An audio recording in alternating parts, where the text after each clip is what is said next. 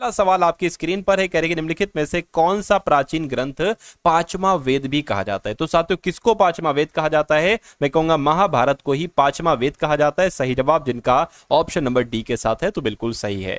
कह रहे कि एक संस्कृत का नाटक है जिसका नाम है मुद्रा राक्षस। कह रहे कि ये किसके द्वारा लिखा गया है, नागार्जुन के द्वारा लिखा गया है, सोमदेव के द्वारा लिखा गया, विशाख दत्त के द्वारा लिखा गया। बिल्कुल सही, ये विशाख दत्त के द्वारा लिखा गया। सही जवाब जिनका ऑप्शन नंबर सी के साथ है, तो बिल्कुल सही है। अगला देखिए, कह रहे कि महाभारत का मूल नाम क्या था, भृंगु संहिता था, सुश्रुत संहिता था, जय संहिता था, या शिव संहिता था। तो जिनका भी आंसर यहां पर जय संहिता के साथ है उनका आंसर यहां पर बिल्कुल करेक्ट हो जाएगा। साथियों आपको जीके के सवालों को अपने एग्जाम में बहुत तेजी के साथ करना है, और ये प्रैक्टिस आपकी कैसे बन पाएगी, जब आप साथियों टारगेट सिलेक्शन के माध्यम से क्लासेस के जो क्वेश्चंस इनको बहुत तेजी के साथ जवाब दोगे। तो इन सवालों की बहुत तेजी के साथ साथियों आप लोग जवाब दीजिए। कह रहे कि आर्यभट्टियम नामक पुस्तक आर्यभट्ट ने लिखी थी, बिल्कुल, लेकिन ये किस भाषा में लिखी थी आपसे पूछा जा रहा है। मैं कहूंगी संस्कृत भाषा में लिखी गई थी आर्यभट्टियम नामक पुस्तक आर्यभट्ट के द्वारा। कह रहे कि 13वीं सदी में बख्तियार खिलजी ने बंगाल के किस राजा को पराजित किया था। तो मैं कहूंगा साथियों किसको पराजित किया था, लक्ष्मण सेन को पराजित किया था। सही जवाब आपको ऑप्शन नंबर बी होगा। कह रहे कि काकतीय राजवंश का अंत निम्नलिखित में से किसके द्वारा किया गया था। तो साथियों दिल्ली सल्तनत के द्वारा ही काकतीय राजवंश का अंत किया गया था। ये डायरेक्ट आपसे सवाल पूछे जा सकते हैं। कह रहे कि लगभग 84 वर्ष तक उपमहाद्वीप में शासन करने वाला प्रथम मुस्लिम वंश कौन सा था। तो साथियों गुलाम वंश था। आंसर आपको ऑप्शन नंबर डी हो जाएगा। उसके बाद देखिए, कह रहे कि घाघरा का युद्ध साथियों कब हुआ था, बताइए। 1523 में, 1529 में, 1525 में, 1526 में। तो मैं कह सकता हूं 1529 में साथियों घाघरा का युद्ध हुआ था। अगला सवाल, कह रहे कि निम्नलिखित मस्जिदों में से किसका निर्माण मुगल सम्राट शाहजहां के द्वारा किया गया था। तो साथियों शाहजहां के द्वारा तो दिल्ली की जामा मस्जिद का निर्माण किया गया था। राइट आंसर आपको ऑप्शन नंबर ए होगा। और अगले नंबर का सवाल, कह रहे कि निम्नलिखित में से कौन सा स्मारक मध्य प्रदेश में स्थित नहीं है, ये आपको यहां पर साथियों बताना है। फटाफट साथियों राइट आंसर मुझे क्या बता दीजिए। साथियों आपका राइट आंसर यहां पर क्या हो सकता है, मुझे बताइए। चलिए साथियों अगर आपने अभी तक इस वीडियो को लाइक नहीं किया है तो मैं कहूंगा साथियों वीडियो को लाइक कर दीजिए, है ना। चलिए देखिए, यहां पर अगर बात करें जंजीरा का किला कहां पर है, तो ये साथियों महाराष्ट्र में स्थित है। कहां पर साथियों, महाराष्ट्र में स्थित है। ये मध्य प्रदेश में है, ये भी मध्य प्रदेश में, और असीरगढ़ का किला भी मध्य प्रदेश में है। तो कुल मिला के आपका राइट आंसर क्या हो जाएगा, ऑप्शन नंबर ए के साथ जाएगा। उसके बाद देखिए, मोती मस्जिद या पर्ल मस्जिद किस किले की सबसे सुंदर संरचना है, लाल किले की, गोलकुंडा किले की, आमेर किले की, आगरा किले की। मैं कहूंगा मोती मस्जिद या पर्ल मस्जिद है ना, ये लाल किले की सबसे सुंदर संरचना है। आंसर आपका ऑप्शन नंबर ए होगा। उसके बाद देखिए, स्थायी बंदोबस्ती लागू होने के समय वर्धमान के राजा कौन थे। तो साथियों वर्धमान के राजा कौन थे आपसे पूछा जा रहा है। मैं कह सकता हूं तेजचंद थे। कौन थे साथियों, तेजचंद थे। राइट आंसर आपका जो जाएगा वो ऑप्शन नंबर बी हो जाएगा। अब अगला सवाल आपकी स्क्रीन पर है, देखिए सवाल को साथियों और मुझे बताइए फटाफट राइट आंसर क्या होगा। कहा आपसे जा रहा है कि भारत में पहली यात्री रेलगाड़ी निम्नलिखित में से किस राज्य में शुरू की गई थी। तो कहां पर शुरू की गई थी साथियों, महाराष्ट्र में शुरू की गई थी। भारत में पहली यात्री रेलगाड़ी महाराष्ट्र में ही स्टार्ट की गई थी। कहा जा रहा है साथियों नई राजस्व प्रणाली को रैयतवाड़ी बंदोबस्त के रूप में जाना जाता है। तो साथियों कहां जाना जाता है आपसे पूछा जा रहा है। मैं कहूंगा बॉम्बे डेक्कन में। बॉम्बे डेक्कन में शुरू की गई जो राजस्व प्रणाली थी इसको रैयतवाड़ी बंदोबस्त के रूप में भी जाना जाता है। उसके बाद देखिए करके 1793 में किस वायसराय के शासन में बंगाल की स्थायी बंदोबस्ती लागू की गई थी। तो यहां पर लॉर्ड कॉर्नवालिस आपके सवाल का जवाब हो जाएगा, क्योंकि 1793 में लॉर्ड कॉर्नवालिस के शासन में बंगाल की स्थायी बंदोबस्ती लागू की गई थी। उसके बाद देखिए, भारत के राजनीतिक प्रयासों का लक्ष्य स्वराज था। दादा भाई नौरोजी ने इस लक्ष्य की घोषणा कब की थी। तो इस लक्ष्य की घोषणा साथियों 1906 में की थी। और कौन से अधिवेशन में, तो कलकत्ता अधिवेशन में की थी। आंसर आपका ऑप्शन नंबर सी होगा। उसके बाद देखिए कह के भारतीय राष्ट्रीय कांग्रेस इनमें से किस अधिवेशन में पहली बार राष्ट्रीय गान गाया गया था। तो पहली बार राष्ट्रीय गान गाया गया था साथियों 1911 में, और कोलकाता अधिवेशन में गाया गया था। राइट आंसर आपका अगर है ऑप्शन नंबर ए तो बिल्कुल सही है। उसके बाद देखिए कह रहे कि 1893 में विश्व की धर्म संघीय संसद में भारत का प्रतिनिधित्व किसके द्वारा किया गया था? तो साथियों किसने किया था? स्वामी विवेकानंद जी ने ही तो किया था। तो जिनका जिनका आंसर ऑप्शन नंबर ए के साथ है, मैं कहूंगा बिल्कुल सही है। उसके बाद देखिए कह रहे कि जो बेलूर मठ है साथियों ये कहां पर स्थित है बताइए? पश्चिम बंगाल में, महाराष्ट्र में, उत्तर प्रदेश में या तमिलनाडु में? तो ये तो साथियों पश्चिम बंगाल में स्थित है जो बेलूर मठ है। उसके बाद देखिए अगला सवाल कह रहे रामकृष्ण मिशन किसके द्वारा गठित किया गया, ये आप लोग मुझे बता दीजिए। बाद देखिए अगला सवाल है कह रहे कि इनमें से कौन से स्वतंत्रता सेनानी मोतीलाल नेहरू के साथ स्वराज पार्टी के सह संस्थापक थे? तो मैं कहूंगा चित्तरंजन दास की बात चल रही है। चित्तरंजन दास आपके सवाल का बिल्कुल सही जवाब हो जाएगा। उसके बाद देखिए अगला सवाल है कह रहे कि स्वराज पार्टी की स्थापना किस वर्ष की गई थी? तो स्वराज पार्टी की स्थापना तो साथियों 1923 में की गई थी। राइट आंसर आपका ऑप्शन नंबर डी है। उसके बाद देखिए अगला सवाल कह रहे कि 1922 में गांधी जी द्वारा असहयोग आंदोलन को वापस लेने का मुख्य कारण क्या था? तो इन चार विकल्पों में से आपको राइट आंसर बताना है। भीड़ ने उत्तर प्रदेश के चौरी चौरा में एक पुलिस स्टेशन में आग लगा दी थी, इसलिए गांधी जी ने असहयोग आंदोलन को वापस ले लिया था, या गांधी जी को गिरफ्तार कर लिया गया था और आंदोलन रोकने के लिए मजबूर किया गया था, या गांधी जी गंभीर रूप से बीमार हो गए थे, या लक्ष्य हासिल हो जाने से आंदोलन पूर्ण हो गया था? तो मैं कहूं साथियों 1922 में जो गांधी जी ने असहयोग आंदोलन पर रोक लगा दी थी वो उत्तर प्रदेश के चौरी चौरा में एक पुलिस स्टेशन में आग लगा दी थी साथियों। यहां पर लोगों ने, सदस्यों ने असहयोग आंदोलन के, इसलिए साथियों इसको रोक दिया था गांधी जी ने। उसके बाद देखिए कह रहे कि अली बंधु शौकत अली मोहम्मद अली के द्वारा भारत में किस आंदोलन का नेतृत्व किया गया था? तो किस आंदोलन का नेतृत्व किया गया था साथियों? खिलाफत आंदोलन का नेतृत्व किया गया था। सही जवाब आपका ऑप्शन नंबर डी होगा। उसके बाद देखिए भारत के संविधान के परिप्रेक्ष्य में दिए गए कथनों में से असंगत कथन को साथियों आपको चिन्हित करना है। असंगत कथन मुझे बताइए। कह रहे कि भारत की नियमावली पुस्तक है, बिल्कुल है ना? इसने कानूनी शासन को कूटबद्ध किया है, बिल्कुल इसने किया है। यह मूलभूत राजनीतिक मूल्यों को प्रतिबिंबित करता है, बिल्कुल। यह एक वैधानिक दस्तावेज नहीं है साथियों, तो संविधान एक वैधानिक दस्तावेज है। तो मैं कहूंगा ये वाला गलत हो जाएगा, गलत हो जाएगा, तो यही आपका सही जवाब हो जाएगा। यानी कि संविधान के बारे में ये बात भी सही है, ये बात भी सही है, ये बात भी सही है, लेकिन टी वाली बात गलत है।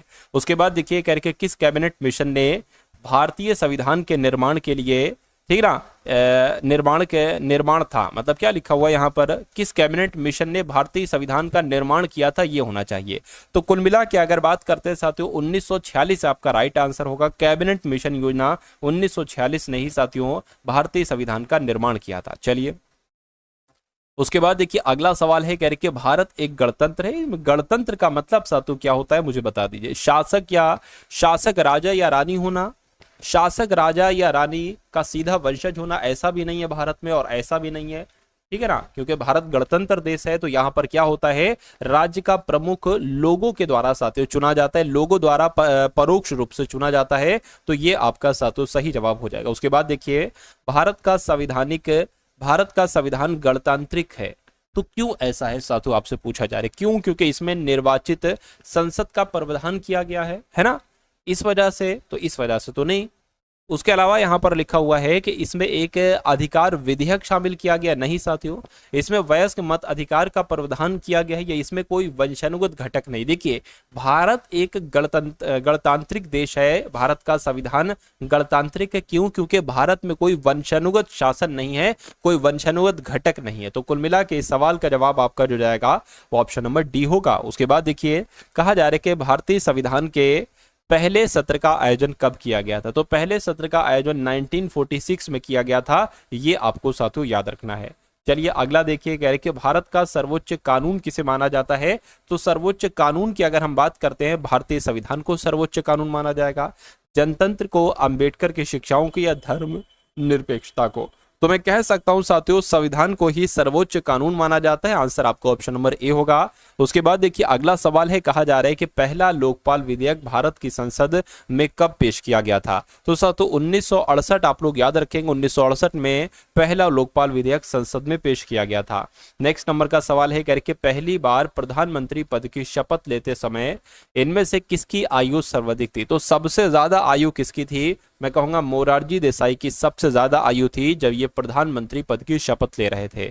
उसके बाद देखिए अगला सवाल करके किस अवसर पर चंद्र ग्रहण लगता है, बताइए। तो चंद्र ग्रहण की अगर बात करें साथियों, क्या पूर्णिमा पर लगता है? बिल्कुल सही, पूर्णिमा पर ही चंद्र ग्रहण लगता है। राइट आंसर आपका ऑप्शन नंबर ए होगा। उसके बाद देखिए कह रहे कि यूरेनस ग्रह की खोज किसके द्वारा की गई थी, बताइए। तो गैलीलियो गैलीली के द्वारा, क्रिस्टियन ह्यूगेंस के द्वारा, सर विलियम हर्शल के द्वारा या निकोलस कोपरनिकस के द्वारा? तो यहां पर अगर बात करें साथियों, सर निकोलस हर्शल आपका राइट आंसर हो जाएगा। तो यूरेनस की खोज साथियों सर विलियम हर्शल के द्वारा ही की गई थी। अच्छा, उसके बाद देखिए अगला सवाल कह रहे किस ग्रह के एक चंद्रमा का नाम गैनीमीड है? तो किसकी बात चल रही है साथियों? आपका राइट आंसर यहां पर क्या हो सकता है साथियों, आप लोग मुझे बता दीजिए। चलिए,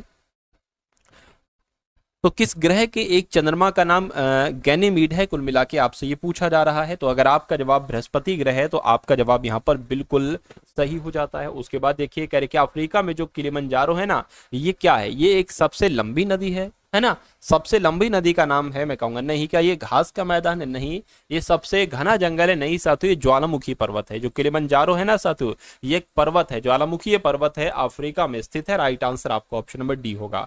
उसके बाद देखिए कह रहे कि दुनिया की सबसे बड़ी ताजे पानी की झील कौन सी है? तो दुनिया की सबसे बड़ी ताजे पानी की झील तो साथियों सुपीरियर झील है। कौन सी है? सुपीरियर झील है। उसके बाद देखिए विश्व की सबसे गहरी झील कौन सी है?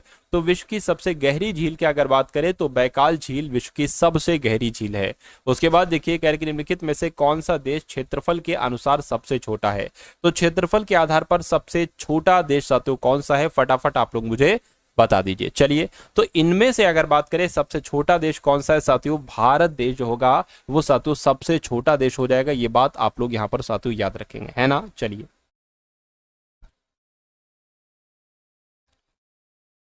साथियों अब यहां पर अगर हम लोग बात करेंगे, अब देखिए 40 सवाल हम लोग देखेंगे। उसके बाद हम लोग क्या देखेंगे? उसके बाद साथियों हम लोग देख लेंगे एक तरीके से रीजनिंग को हम लोग देख लेंगे, और उसके बाद साथियों हम लोग देख लेंगे मैथ्स को, है ना? तो आप लोग बहुत अच्छे तरीके से साथियों यहां पर बने रहिएगा। मेरा मानना है कि अगर आप अच्छे तरीके से बने रहेंगे तो आपका पेपर बड़े ही आराम से निकल जाएगा। देखिए कौन सा देश क्षेत्रफल के अनुसार सबसे छोटा है? भारत। अच्छा, सबसे बड़ा अगर आपसे पूछा जाए तो रूस साथियों सबसे बड़ा है क्षेत्रफल के अनुसार।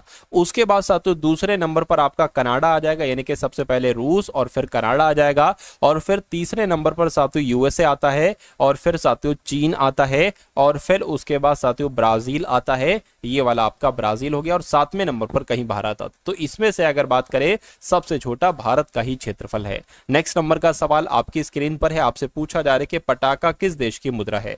तो पटाखा किस देश की मुद्रा है? मैं कहूंगा साथियों मकाऊ की मुद्रा है। आंसर आपका ऑप्शन नंबर ए होगा। उसके बाद देखिए साथियों अगले नंबर का सवाल है। यहां पर साथियों कथन आपको दे रखे हैं और दो निष्कर्ष आपको दे रखे हैं। कह रहे कि सभी तबले वाद्य यंत्र है। तो साथियों जैसा कह रहे हैं वैसा हम बना लेते हैं, यानी कि सभी तबले साथियों क्या है? सभी के सभी तबले वाद्य यंत्र हैं। और कह रहे कि सभी के सभी वाद्य यंत्र क्या है साथियों? सभी के सभी वाद्य यंत्र पियानो है। उसके बाद कहा जा रहा है निष्कर्ष पढ़िए और साथियों मुझे बताइए आंसर आपका यहाँ पर क्या हो सकता है। चलिए, कहा जा रहा है कि सभी पियानो वाद्य यंत्र। देखिए सभी पियानो वाद्य यंत्र नहीं है, कुछ पियानो वाद्य यंत्र है। तो मैं कहूंगा ये गलत हो जाएगा। सभी तबले पियानो है, सभी तबले पियानो, ये आपका बिल्कुल सही हो जाएगा। यानी कि दूसरा वाला आपका जो है निष्कर्ष ये अनुसरण करता है। आंसर आपका ऑप्शन नंबर बी होगा।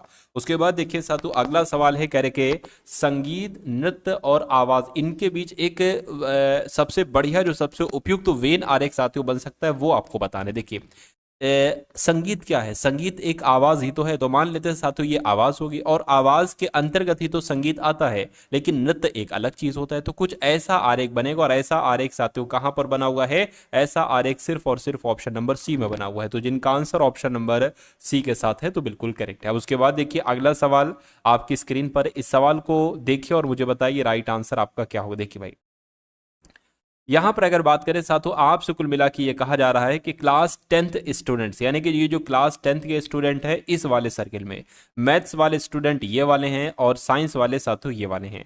चलिए, उसके बाद कहा गया है, कह रहे कि कक्षा के अच्छा कक्षा 10 के विद्यार्थी, कक्षा 10 के विद्यार्थी मतलब ऐसे कक्षा 10 के विद्यार्थी कितने हैं, है ना?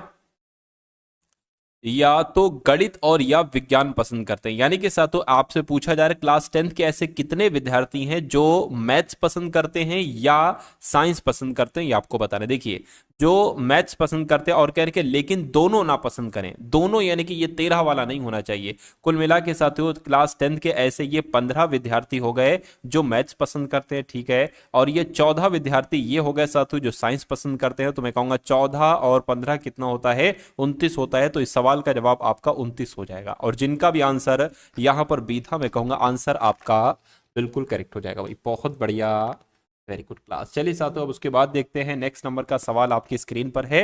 यहां पर अगर साथियों हम लोग बात करें, आपके सामने साथियों जो सवाल है आपको देखना है साथियों और बताना है राइट आंसर आपका क्या होगा। कहा आपसे ये जा रहा है कि जैसे कि साथियों पेडियाट्रिक्स का संबंध चिल्ड्रन से है, उसी प्रकार न्यूरोलॉजी का संबंध किससे होगा, मुझे बताइए।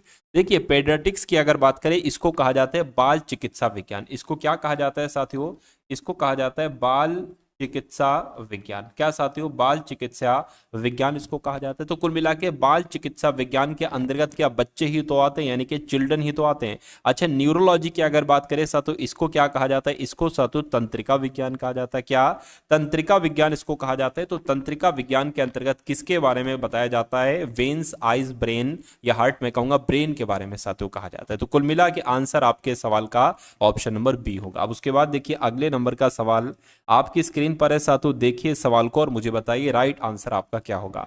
यहां पर आपसे कहा गया है कि जैसे 11 से 130 बनाया गया है, उसी प्रकार साथियों यहां पर 7 से क्या बनाया गया, 58 बनाया गया है। तो आपको बताने के 15 से यहां पर साथियों क्या नंबर बन सकता है, कुल मिला के ये आप लोग एक बार मुझे देखकर बता दीजिए।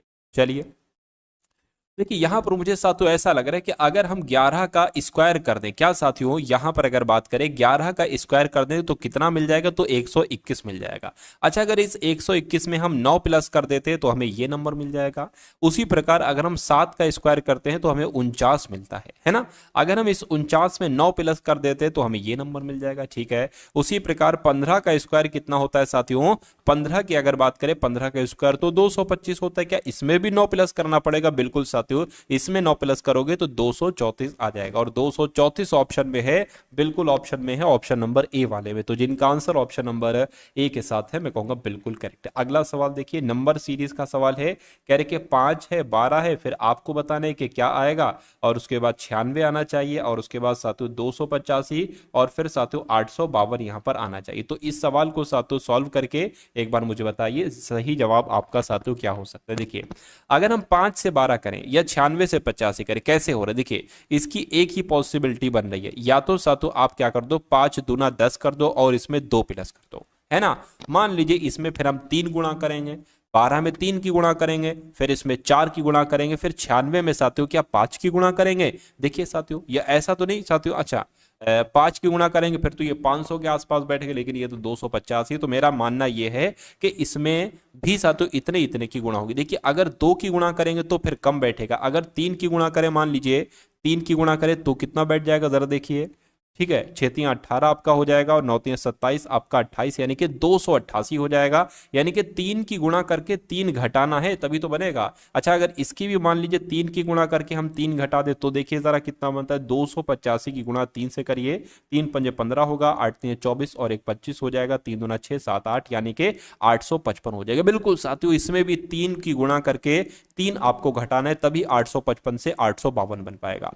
तो मेरा यहां पर मानना है कि हमें यहां पर भी यही करना चाहिए। देखिए अगर 5 की गुणा 3 से करें, 5 3 15 और 3 घटा दे तो 12 हमें मिल जाएगा, वेरी गुड। और उसी प्रकार साथियों 3 से गुणा करें, 12 3 कितना हो जाएगा, 36 हो जाएगा, और उसमें अगर 3 घटा दें तो 33 हमें मिल जाएगा। अगर 33 की गुणा 3 से करी और 3 घटा दिया और 96 आ गया तो ये लॉजिक हमारा बिल्कुल सही हो जाएगा। बिल्कुल साथियों 3 3 9 3 3 99 माइनस 3 करोगे तो 96 ही आएगा।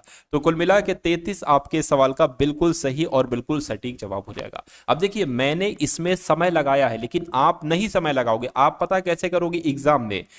अगर एग्जाम में नहीं हो तो जितना भी विचार विमर्श करना इस पर कर सकते हो। देखिए आपने तुरंत देखा इस पर आपको 2 मिला, या तो 5 की गुणा 2 से करोगे या 5 की गुणा 3 से करोगे। आप जैसे इधर आए थे ना 96 की गुणा 3 से करके 3 घटाया, और जैसे आप इधर आए थे फिर आपको मिला कि 3 की गुणा करके 3 घटाना है, आप तुरंत इस पे आ जाओगे।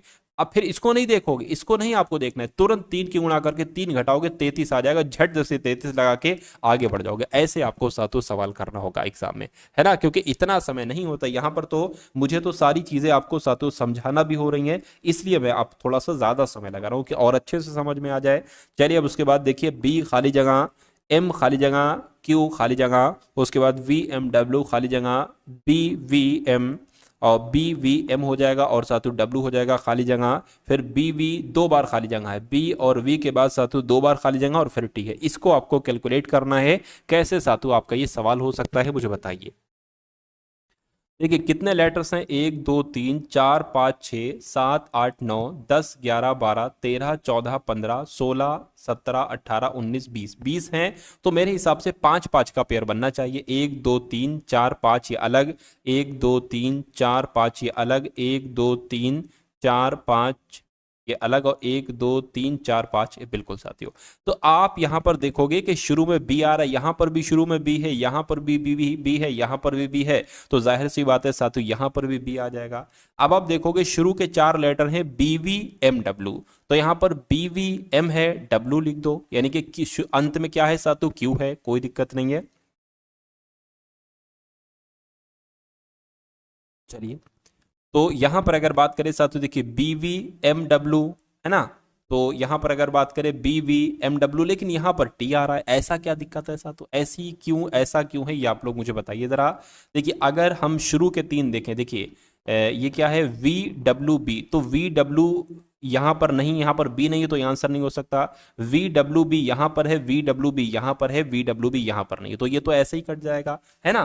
तो कुल मिला के अगर मान लीजिए ये हमारा जवाब हुआ, ये हमारा जवाब हुआ, तो यहां पर वी आएगा, है ना। और अगर बात करते हैं साथू, अगर हमारा ये जवाब हुआ तो यहां पर साथू आर आएगा, है ना। और साथू उसके बाद क्या आ जाएगा, उसके बाद ये वाला, उसके बाद साथियों क्या एस आ जाएगा। अगर मान लीजिए ये वाला जवाब हुआ, उसके बाद साथियों क्या आ जाएगा, एम आ जाएगा और फिर डब्ल्यू आ जाएगा। यहां पर आप एक चीज देख रहे होंगे, ये तो सबका सेम है, B V M W, B V M W, B V M W, B V M W, लेकिन यहां पर पता है ये जो अंत वाला, देखिए टी, टी से पहले आएगा एस, एस से पहले आएगा आर, आर से पहले आएगा क्यू, तो ये क्रम चल रहा है, बस यहां पर इन्होंने मामला थोड़ा सा चेंज कर दिया। तो कुल मिला के साथों सवाल आपका जो होगा, इस जवाब के बात करें तो सी आपका यहां पर बिल्कुल सही हो जाएगा। ये समझ में आया ना आपके, अगर नहीं समझ में आया तो इसमें एक पॉइंट था वो आपको समझना था। चलिए उसके बाद देखिए अगला सवाल, और एक बार रिपीट करके देखोगे तो मेरा मानना है कि अच्छे से आपकी समझ में आ जाएगा। उसके बाद देखिए कहा जा रहा है कि एक विशिष्ट कूट भाषा में स्कूल को 72 लिखा जाता है, तो फ्लावर को साथियों क्या लिखा जा सकता है, एक बार मुझे बता दीजिए। चलिए देखिए अगर कभी भी कोई वर्ड लिखा हो और एक बड़ा सा नंबर लिखा हो, तो उसका मतलब होता है साथियों इन प्लेस वैल्यू को प्लस करना है। जैसे कि यहां पर साथियों एस 19 पर आता है, और सी 3 पर आता है, एच 8 पर आता है, ओ 15 पर आता है, ओ फिर से 15 पर आता है, एल 12 पर आता है। इनको जरा प्लस कीजिए, देखिए क्या आता है। तो 15 15 तो 30 हो जाएगा, है ना। 30 और 12 ये 8 ये 20 हो जाएगा, तो ये कुल मिला के 50 हो गया। 50 और कितना हो जाएगा, 19 50 60 और साथियों 69 हो जाएगा। 69 और साथियों कितना हो जाएगा साथियों, 72 हो जाएगा। बिल्कुल साथियों इसका योग 72 आ रहा है, तो इसका योग एक बार कर लीजिए।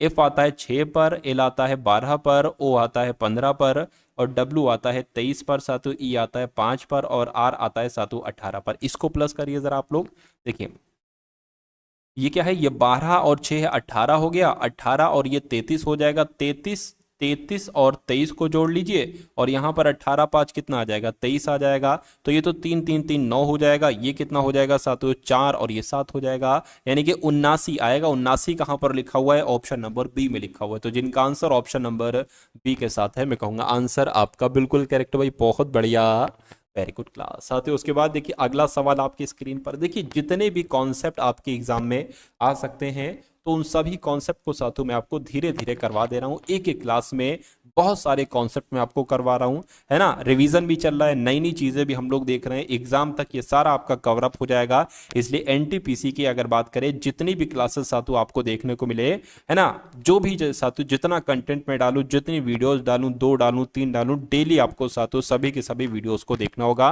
और जितने भी उसमें नए नए क्वेश्चंस है उनको साथियों आपको जरूर करना होगा, तभी आपकी तैयारी कंप्लीट हो पाएगी, तभी आपका सिलेक्शन हो पाएगा। चलिए अब 49वें नंबर का सवाल देख लीजिए, कहने के 4 1 5 को लिखा जाता है मिल्क इज, ये तो कुछ यहाँ पर मिसिंग है, यहाँ पर सातु मिल्क इज हॉट, ये क्या आ गया? चलिए कोई दिक्कत नहीं, ये कुछ नहीं होगा मेरे ख्याल से।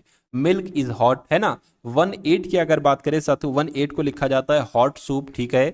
895 का लिखा जाता है सूप इज टेस्टी। तो पूछा आपसे जा रहा है कि टेस्टी का कोड क्या होगा। देखिए टेस्टी कहां पर लिखा हुआ है, टेस्टी आपका यहां पर लिखा हुआ है, यानी कि टेस्टी का कोड हो सकता हो 8 हो सकता हो 9 हो सकता हो 5 हो। तो साथियों देखिए 895 की अगर बात करें तो उस हमें टेस्टी का कोड निकालने से पहले साथियों हमें सूप का कोड निकालना होगा यहां पर वाला, और उसके अलावा साथियों इज का कोड निकालना होगा, तो हमें टेस्टी का ऑटोमेटिक कोड यहां पर मिल जाएगा। कैसे इस सवाल को करेंगे, देखिए अगर बात करते इज कहां पर है, इज इसमें है ना, और इज कहां पर है, इज इसमें है, तो soup is tasty, milk is hot. तो इसमें और इसमें क्या सेम आपको लग रहा है, मैं कहूंगा 5 इसमें भी 5 इसमें भी, तो इज का कोड क्या हो जाएगा साथियों, 5 हो जाएगा, है ना। चलिए 5 हो जाएगा। उसके बाद अगर बात करें अब सूप की, अगर बात करें सूप का कोड आपको पता कहां मिलेगा, ये 1.8 है। तो देखिए जरा इसमें और इसमें क्या सेम है, तो 8 सेम है, यानी कि 8 जो होगा ये आपका सूप का कोड हो जाएगा। तो कुल मिला के अगर बात करें सूप का कोड हो गया 8, ये आंसर नहीं हो सकता। टेस्टी का कोड हो गया सॉरी टेस्टी नहीं, इज का कोड क्या हो गया, इज का कोड हो गया साथियों 5, बचा क्या 9, 9 जो होगा वो साथियों आपका टेस्टी का कोड हो जाएगा। तो 9 आपके सवाल का बिल्कुल सही जवाब हो जाएगा, जो कौन से ऑप्शन में लिखा हुआ है, ऑप्शन नंबर सी में लिखा हुआ है। उसके बाद देखिए साथियों अगले नंबर का सवाल है, कहा आपसे जा रहा है कि दिए गए विकल्पों में से किन दो संख्याओं को आपस में बदला जाना चाहिए ताकि y का मान 29 हो जाए। यानी कि कुल मिला के इसको पूरे को कैलकुलेट करके यहां पर क्या आ जाए साथियों 29 आ जाए, ये यहां पर कहा गया। अगर हम मान लीजिए इसको आंसर माने, यानी कि 5 की जगह पर 3 और 3 की जगह पर 5 कर दें, तो यहां पर साथियों क्या होगा, देखिए 6 गुणा 4 -5 + 9 भाग 3। देखिए अगर सातु 5 की जगह पर 3, 3 की जगह पर 5 कर दे तो 6 है 6 आ जाएगा, 4 है 4 आ जाएगा, -5 है 5 की जगह पर 3 आ जाएगा, प्लस आपका 9 आ जाएगा, भाग है 3 की जगह पर 5 आ जाएगा। इसका मान क्या आना चाहिए साथियों, 29 आना चाहिए। अगर 29 आ गया तो हमारा आंसर हो जाएगा। देखिए 6 चौक आपका 24 हो जाएगा। और अगर बात करते साथियों यहाँ पर अगर बात करें मामला फंस जाएगा, फिर यहाँ पर साथियों 9/5 यहाँ पर मामला फंस जाएगा, फिर दिक्कत हो जाएगी। तो कुल मिला के मुझे ऐसा लग रहा है कि ये लॉजिक सही नहीं, ये आंसर हमारा नहीं हो सकता, तो इस पर कट लगा दीजिए। अब इसको आंसर मानिए, 4 की जगह पर 5 और 5 की जगह पर 4 आ जाए तो 6 है 6 आ जाएगा, गुणा है गुणा आ जाएगा, 4 है 4 की जगह पर 5 आ गया, माइनस है 5 की जगह पर 4 आ गया, प्लस आ गया 9 आ गया, भाग 3 आ गया। इसकी जगह पर साथ तो इसको कैलकुलेट करके 29 आता है। देखिए जरा 6 पंजे कितना हो गया, 30 हो गया, -4 हो गया, है ना, ये कट जाएगा। देखिए 3 कब 3 3 3 9 यानी कि +3 आ जाएगा। 30 में से 4 जाएगा तो सातों 26 बचेगा, 26 + 3 कितना होता है 29 होता है। यानी कि ये तो 29 बराबर 29 आ चुका है, यानी कि y का मान 29 आ चुका है। तो हमारा आंसर ऑप्शन नंबर बी हो जाएगा। और जिनका भी आंसर ऑप्शन नंबर बी के साथ है, मैं कहूंगा आंसर आपका बिल्कुल करेक्ट भाई, बहुत बढ़िया, वेरी गुड क्लास। उसके बाद देखिए अगला सवाल आपकी स्क्रीन पर, आपसे कह रहे हैं कि जैसे 3 15 को कैलकुलेट किया गया है, मतलब मुझे ऐसा लग रहा है कि 3 और 4 को कैलकुलेट करके 15 बनाया गया होगा, उसी प्रकार 7 और 5 को कैलकुलेट करके 38 बनाया गया होगा। तो उसी प्रकार 3 और 5 को कैलकुलेट करके प्रश्नवाचक चिन्ह की जगह पर क्या नंबर आएगा साथियों, मुझे बताइए। देखिए अगर 3 और 4 की हम गुणा कर दें, यानी कि 3 चौक 12 आ जाता है, 12 से अगर 15 कराओगे तो इसमें आपको 3 प्लस करना पड़ेगा, ठीक है। उसी प्रकार 7 पंजे 35 हो जाएगा।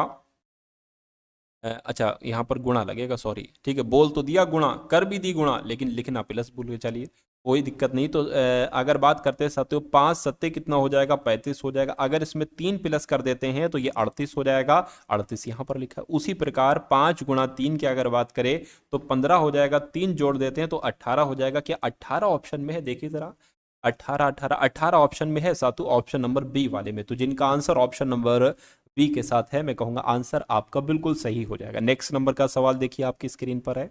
अगला सवाल साथियों बहुत धांसू सवाल है और बहुत अच्छे तरीके से इस सवाल को आपको साथियों देखना चाहिए। बहुत दमदार सवाल है, ये डायरेक्शन का सवाल है। पहले मैं आपको कुछ चीजें बता देता हूं। देखिए आपका साथियों जो दायां हाथ होता है ना, दायां हाथ, ये होता है साथियों आपका सीधा हाथ। अगर कहा जाए दाएं मुड़िए तो सीधे हाथ पे मुड़ना है। और आपका जो बायां हाथ होता है ना साथियों, ये होता है आपका उल्टा हाथ। क्या होता है साथियों, उल्टा हाथ होता है।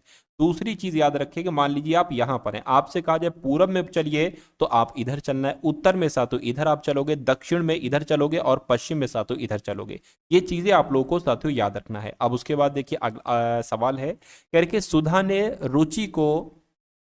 रुचि के घर से अपने घर की दिशा बताई, यानी कि सुधा कह रही है, रुचि को कह रही है रुचि के घर से अपने घर की दिशा बता रही, यानी कि सुधा जो है ना ये रुचि को बता रही है अपने घर की दिशा। उसने रुचि को बताया कि तुम पूरब की तरफ 30 मीटर तय करती हो दूरी। चलिए, तो पूरब इधर होता है, ये देखिए इधर है ना, तो पूरब इधर होता है साथियों, 30 मीटर इसने दूरी तय कर ली। क्या कर ली साथियों, 30 मीटर इसने दूरी तय कर ली। उसके और पूरब की तरफ, उसके बाद कह रहे कि फिर वो अपने बाएं ओर मुड़कर 40 मीटर की दूरी तय करती है। बाएं रो यानी कि साथियों अपने उल्टे हाथ पर मुड़ती है ना। तो साथियों ये हमने इसको साथियों 40 मीटर चला दिया बाएं ओर। उसके बाद कह रहे हैं कि तुम एक्स पॉइंट पर पहुंच जाती हो, यानी कि ये एक जो पॉइंट होगा वो एक्स होगा। कहने के साथ तो उसके बाद कहने के एक्स पर पहुंच जाओगी, कह रहे कि फिर वहां से अपने दाएं ओर मुड़ोगी और 30 मीटर आपको दूरी तय करना है। दाएं मुड़कर साथियों आप 30 चले, ठीक है, कह रहे कि फिर अपने दाईं ओर मुड़कर 20 मीटर दूरी तय करना है। दाएं ओर मुड़कर 20 मीटर दूरी करना है, तो ये कुल मिला के जब 40 होगा ना, तो यहीं तक तो साथियों लगभग लगभग 20 हो पाएगा, ठीक है। उसके बाद कह रहे कि तत्पश्चात पुनः आपको बाएं मुड़ना है और 20 चलना है। तो साथियों फिर से आप बाएं मुड़ गए और फिर से आप ये 20 मीटर चल गए। करेंगे अंत में अपनी दाईं ओर मुड़कर 20 चले, तो अंत में अपनी दाईं ओर मुड़ोगे तो यहां तक साथियों 20 आप चल पाओगे। चलिए, यानी कि तो तुम मेरे घर पहुंच जाओगे, यानी कि तुम मेरे घर पहुंच जाओगे करके सुधा का घर रुचि के घर से कितनी दूर और किस दिशा में है। तो यहां पर अगर बात करें साथियों कितनी दूर और किस दिशा में है, तो ये आपका क्या हो जाएगा, ये सुधा का घर हो जाएगा, है ना। ये सुधा का घर है और ये साथियों किसका घर है, रुचि का घर है। तो कहा जा रहा है कि सुधा का घर है ना, सुधा का घर जो है, सुधा का घर रुचि के घर से कितनी दूरी पर है, ठीक है ना। तो 30 ये हो गई और कुल मिला के ये कितनी हो गई, ये कितनी हो गई, देखिए 30 ये हो गई, ये वाली 30 ये हो गई और 20 ये हो गई। तो मैं कहूंगा इन सब को आप जोड़ दीजिए, 30 30 60 60 70 80, यानी कि 80 मीटर की दूरी पर है। और किस दिशा में साथियों, ये आपको बताना है किस दिशा में, पूरब की ही तरफ तो है। तो कुल मिला के अगर बात करें पूरब दिशा में, देखिए रुचि के घर से सुधा का घर पूरब की तरफ ही तो है, तो कुल मिला के पूरब की ओर है और 80 मीटर की दूरी पर है। राइट आंसर जिनका ऑप्शन नंबर सी के साथ है, तो मैं कहूंगा आंसर आपका बिल्कुल करेक्ट हो जाए। बहुत बढ़िया, वेरी गुड क्लास। अब उसके बाद देखिए अगला सवाल है, कह रहे कि इसमें आपको सबसे अलग बताना है इन चारों ऑप्शन में से, हाथी, बाघ, भेड़िया या साथियों तेंदुआ, सबसे अलग क्या होगा ये आपको साथियों बताइए। चलिए, देखिए यहां पर अगर बात करते हैं तेंदुआ, भेड़िया और बाघ, ये सारे के सारे साथियों मांसाहारी हैं। कैसे हैं साथियों, ये सारे के सारे मांसाहारी हैं, लेकिन हाथी साथियों मांसाहारी नहीं होता है, नहीं होता है, तो ये आपका बिल्कुल करेक्ट आंसर हो जाएगा भाई। बहुत बढ़िया, वेरी गुड क्लास।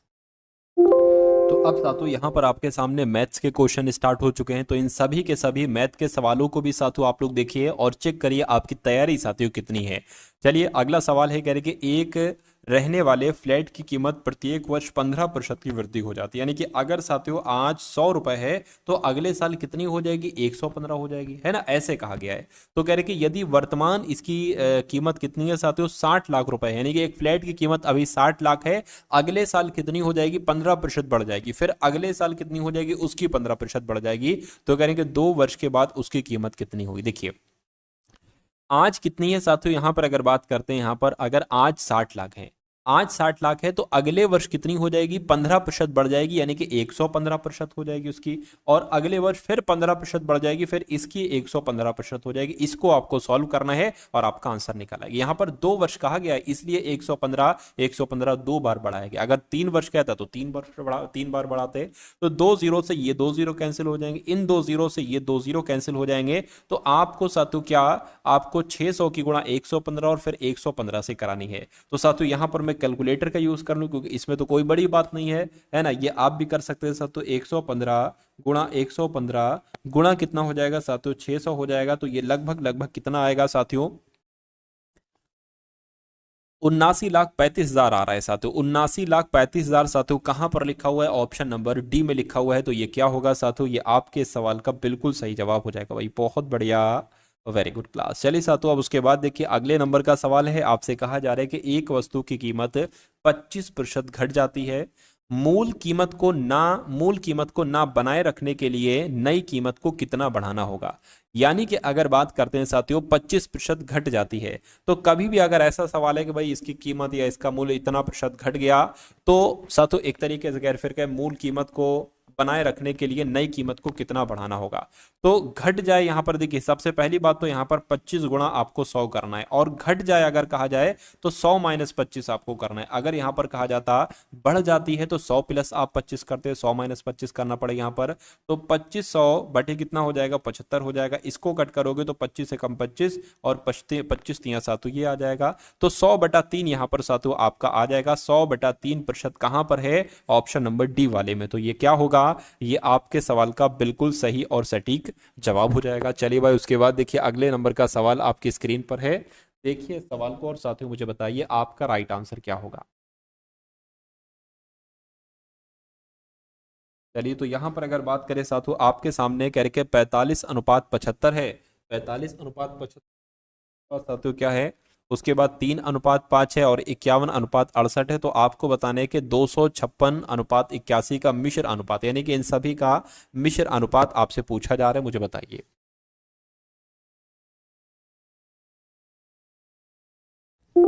तो कभी भी साथियों ऐसा आपके सामने सवाल आ जाए तो आप ऐसे सवाल को कैसे सही करेंगे, मैं आपको बता देता हूं। देखिए आपको क्या करना है, देखिए कितने अनुपात है, 1:2, 2:3, 4 टाइप के अनुपात है। इसका मिश्र अनुपात कभी भी अगर आपसे पूछे तो जो शुरू वाले अनुपात है, शुरू वाले नंबर जैसे 45, 3, 51, 256, इन सभी का आपको गुणन कराना है, गुणनफल, है ना। तो साथियों 45 गुणा 3 गुणा 51 गुणा 256, और नीचे आपको क्या करा लेना है, दूसरे वाले नंबर्स का, जिसके 75 है और साथ उसके बाद 5 है, उसके बाद यहाँ पर 68 है और उसके बाद 81, इनका आपको कर लेना है। तो इसको अब आपको क्या कर लेना है, इसको आपको साथियों कैलकुलेट कर लेना और देख लेना आंसर क्या है। चलिए देखिए, अगर इसको काटे 17×3 = 51 हो जाएगा, 17 × 4 आपका 68 हो जाएगा, इतनी बात क्लियर है। उसके बाद अगर बात करें 5×1 = 5 हो जाएगा और 5×3 आपका 45 हो जाएगा। इसको कट करेंगे 9×1 = 9, 9×9 आपका 81 हो जाएगा, है ना। 3×3 = 9, ये भी कट होगा, ये भी कट होगा और ये भी हट जाएगा। अब आपके सामने आ गया है 256/75 आ गया। इसको सातों आपको क्या कर लेना है, कैलकुलेट कर लेना है। किससे कट करें सातों कि आपका ये यहाँ पर कैलकुलेट हो जाए फटा। अच्छा ये 4 भी तो है, ये 4 भी तो यहाँ पर 4 आ जाएगा। 4 से कट कराइए जरा, 4×5 = 20, 4×6 आपका 24 हो जाएगा और 4×4 16 हो जाएगा। 64/75 आ रहा है। क्या 64/75 कहीं ऑप्शन में लिखा हुआ है, देखिए जरा, बिल्कुल लिखा हुआ है 64/75, ऑप्शन नंबर ए में लिखा हुआ है, यानी कि यही आपका बिल्कुल सही जवाब हो जाएगा। उसके बाद देखिए अगले नंबर का सवाल है, कह रहे कि 4 है, 9 है, 12, इसका चतुर्थ अनुपाती आपसे पूछा जा रहा है। 4:9 और साथ यहाँ पर अगर बात करें 12:x, चतुर्थ अनुपाती मान लीजिए x मान लेते हैं, तो ये आपको x का मान यहाँ पर निकालना है। यानी कि कहने का मतलब है अगर ऐसा सवाल लिखा हो या ऐसा सवाल लिखा हो, मेथड एक ही होता है करने का। 4:9 लिखा है तो 4/9 हो जाएगा, 12:x लिखा है तो 12/x हो जाएगा। आपको x का मान निकालना है। देखिए क्रॉस मल्टीप्लाई कर लेते हैं, 9 की गुणा 12 से हो जाएगी, 12×9 हो जाएगा और साथियों 4 ये नीचे आ जाएगा और x किधर आ जाएगा, इधर आ जाएगा। 4×1 = 4, 4×3 = 12 हो जाएगा, 9×3 कितना हो जाएगा, 27 हो जाएगा। यानी कि साथियों चतुर्थ अनुपाती या x कितना निकलेगा, 27 निकलेगा और 27 आपके इस सवाल का बिल्कुल सही जवाब हो जाएगा। भाई बहुत बढ़िया, वेरी गुड क्लास। चलिए साथियों अब उसके बाद देख लीजिए अगले नंबर का सवाल आपकी स्क्रीन पर है, ठीक है ना। इस सवाल को देखिए और मुझे बताइए राइट आंसर यहाँ पर आपका क्या हो सकता है। चलिए, तो यहां पर आपसे कहा जा रहा है कि रामू 2 लाख मूल्य की एक मोटर कार 5% लाभ पर राहुल को बेचता है। राहुल उसी मोटर कार को 2% की हानि पर फिर से रामू को बेच देता है, यानी कि जिससे खरीदी थी उसी को बेच रहा है। यानी कि इस पूरे व्यवहार में रामू को निवल लाभ कितना हो, यानी कि प्रॉफिट सातु कितना हुआ, ये कुल मिला के आपसे पूछा जा रहा है।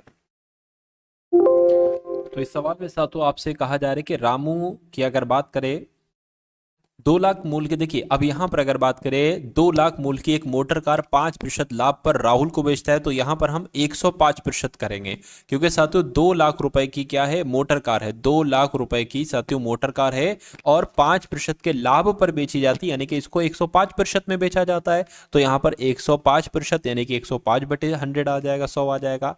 यानी कि राहुल उसी मोटर को, अब देखिए यहां पर अगर बात करें ये कितने की पड़ेगी, यानी कि राहुल को जो ये देता है ना, ये कितने रुपए में बेचता है, ये जरा देखिए। इन दो जीरो से एक ये जीरो कैंसिल हो जाएगा। 105, 105 दुना कितने होते हैं, 210 होते हैं। और जीरो कितने लगेंगे, 1 2 3, 3 साथ, तो यहां पर जीरो लग जाएंगे, यानी कि 2,10,000 हो गया। तो खरीदी थी रामू ने 2 लाख रुपए की, लेकिन प्रॉफिट से बेच दिया 2,10,000 रुपए, यानी कि 10,000 रुपए एक्स्ट्रा बेची है।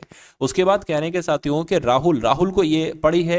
अब राहुल क्या करता है, राहुल साथियों इसको क्या करता है, राहुल की अगर बात करें इसको 2% की हानि पर बेचता है, यानी कि वो 98% में इसको बेच देता है और रामू को बेच देता है। तो ये कितने रुपए की पड़ेगी, रामू को कितने रुपए की पड़ेगी, 2 जीरो से 2 जीरो कैंसिल करेंगे, 98 की गुणा 21 से जरा कराइए, 98 की गुणा 21 से अगर कराते हैं तो साथियों 98 आ जाएगा, और 8 दूना 16 हो गया, 9 दूना 18 और 1 19 हो जाएगा, 8 आ गया, 15 आ गया, 10 आ गया, यानी कि अब देखिए यहां पर 20 58 आ गया, जीरो कितने, 1 2 2 जीरो यहां पर लग जाएंगे, यानी कि अगर बात करें 2,58,100 रुपए की वो बेच देता है। तो कुल मिला के रामू को लाभ कितना होगा, रामू ने अगर यहां पर सातों हम लोग बात करते हैं, रामू ने बेची थी 2,10,000 रुपए की। अब रामू को कितने की पड़ रही है साथियों, अब यहां पर पड़ रही है 2,58,100 रुपए की।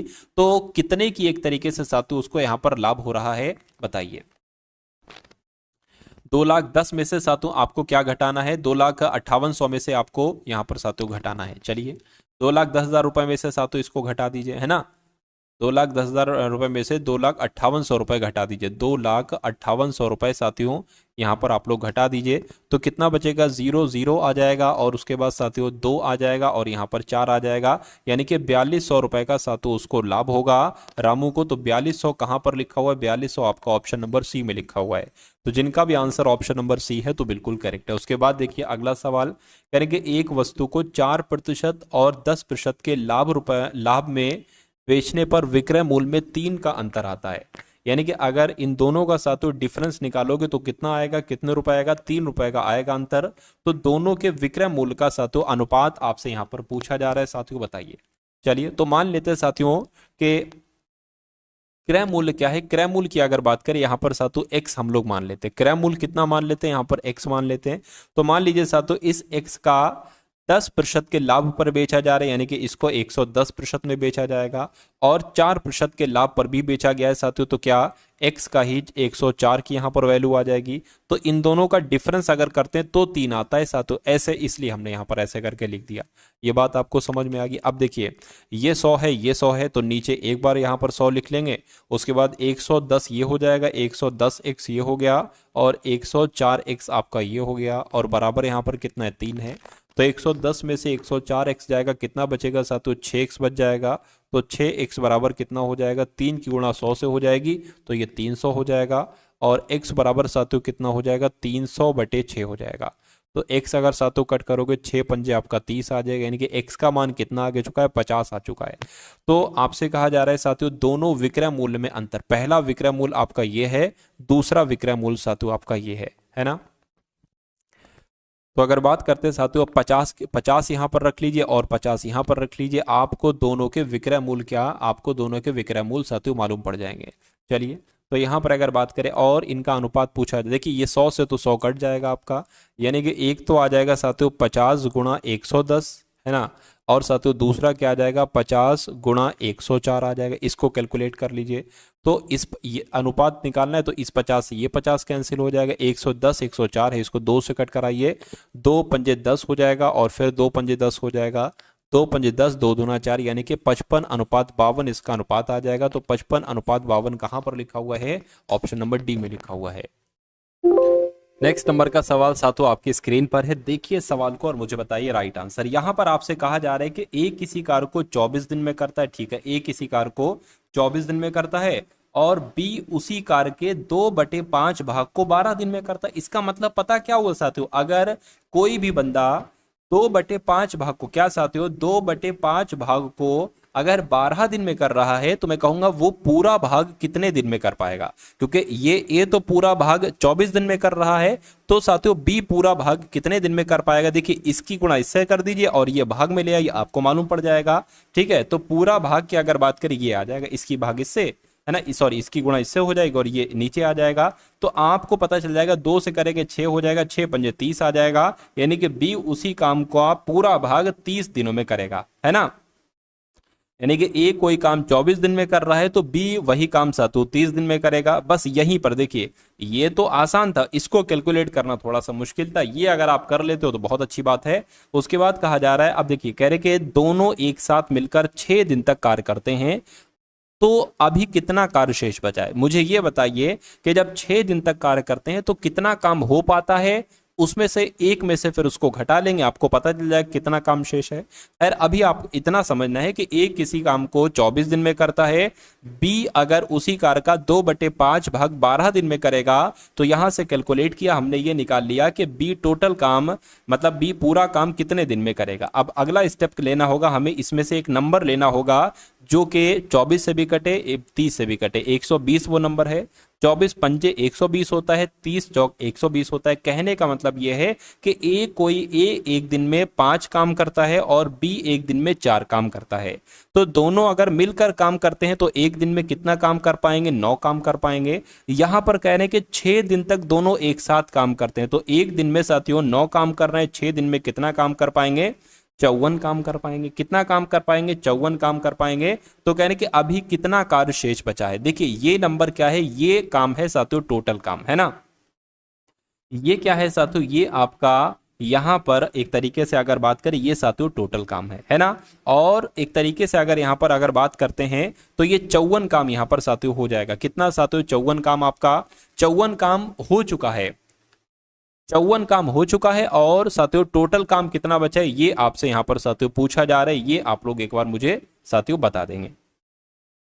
तो ये तो आप बहुत आराम से बता दोगे। टोटल काम अगर 120 है और काम कितना हो चुका है साथियों, 54 काम हो चुका है, तो जरा 120 माइनस 54 कराओगे तो कितना काम बचा है साथियों, अभी 66 काम शेष बचा है। तो 66 काम शेष बचा है। टोटल काम कितना है, टोटल काम साथियों 120 है ना। तो इसको साथियों कैलकुलेट कराओ जरा, किससे कट करे, इसको 6 से कट करे, 6 कम 6, 6 कम 6, 6 दूना 12, यानी कि 11/20 आपके सवाल का बिल्कुल सही जवाब हो जाएगा। और जिनका भी आंसर ऑप्शन नंबर सी है तो बिल्कुल करेक्ट है, ठीक है ना। चलिए अब उसके बाद देखिए अगले नंबर का सवाल आपकी स्क्रीन पर है। इस सवाल को देखिए साथियों और मुझे बताइए। वैसे ये 61 नंबर का ये अंतिम सवाल है ना, ये अंतिम सवाल है, लेकिन ये मैं आपको साथियों होमवर्क के लिए देने वाला था, लेकिन कोई दिक्कत नहीं है, मैं थोड़ा सा हिंट आपको बता देता हूं, बाकी आपको सारा काम करना है, आंसर आपको बताना है। कह रहे कि किसी आयताकार पार्क, यानी कि आयताकार पार्क की बात चल रही है, तो मान लेते साथियों ये एक आयताकार पार्क हो जाएगा। कह रहे कि इसकी लंबाई और चौड़ाई कितनी है, यानी कि अगर इसकी लंबाई 7x है तो इसकी चौड़ाई कितनी होगी, 3x होगी। ये कहा गया ना 7 अनुपात, लंबाई लंबी वाली होगी, चौड़ाई छोटी वाली होगी। कह रहे कि पार्क का परिमाप अगर कितना है साथियों, 21,000 मीटर है, तो पार्क की लंबाई और चौड़ाई के बारे में मुझे बताइए, इसका अंतर मुझे बताइए। देखिए कोई भी साथियों मान लीजिए क्या एक सूत्र होता है साथियों, आयत, क्या आयत का परिमाप। तो आयत का परिमाप क्या होता है साथियों, आयत का परिमाप होता है एक तो ये लंबाई, ये लंबाई, ये लंबाई, ये लंबाई, इसको जोड़ना होता है, यानी कि साथियों toys of L plus B ये होता है साथियों। अब यहाँ पर L कितना है, 7x है, प्लस आपका B कितना है साथियों, 3x है, तो और 2 से गुणा करें, यानी कि ये तो 10x हो जाएगा, 10x गुणा 2 यानी कि साथियों 20x आपका ये परिमाप हो जाएगा। 20x बराबर एक तरीके से कितना आपको यहाँ पर दे रखा है, 21,000 यहाँ पर साथियों दे रखा है ना। अब साथियों इसको अगर 2 से कट करेंगे, 0 से 0 कैंसिल हो जाएगा, और ये आपका कितना हो जाएगा, 2 एकम 2, 2 पंजे 10, यानी कि x बराबर कितना आ जाएगा, 1050 यहाँ पर x बराबर आ जाएगा। तो अब दोनों के साथ देखिए 7x की वैल्यू अब तो बहुत आराम से निकल जाएगी और 3x की भी वैल्यू बहुत आराम से निकल जाएगी, है ना। ये साथियों हम लोग यहाँ पर निकाल लेते हैं। तो साथियों बस हम लोग फिर एंड करते हैं साथियों, समाप्ति करते हैं। तो अब देखिए x बराबर अगर 1050 है तो 7x की वैल्यू कितनी हो जाएगी, यानी कि लंबाई कितनी हो जाएगी और चौड़ाई साथियों कितनी हो जाएगी। तो साथियों 1050 की गुणा हम 7 से करते हैं तो ये साथियों आपका 7350 आता है। और चौड़ाई की अगर बात करें साथियों 1050 की गुणा अगर हम 3 से करते हैं तो ये साथियों 3150 आता है। इनका अंतर पूछा जा रहा है, अंतर हम यहीं पर कर देते हैं, 0 में से 0, 5 में से 5 जाएगा 0 बचेगा, 3 में से 1 जाएगा 2 बचेगा, 7 में से 3 जाएगा 4 बचेगा, यानी कि 4200 साथियों अंतर आएगा, 4200 मीटर अंतर आएगा और ये आपका साथियों जो होगा वो बिल्कुल करेक्ट आंसर हो जाएगा भाई। दोस्तों ये वीडियो आप लोगों को कैसी लगी कमेंट बॉक्स में ज़रूर बताएं और वीडियो को अपने दोस्तों तक शेयर करना ना भूलें।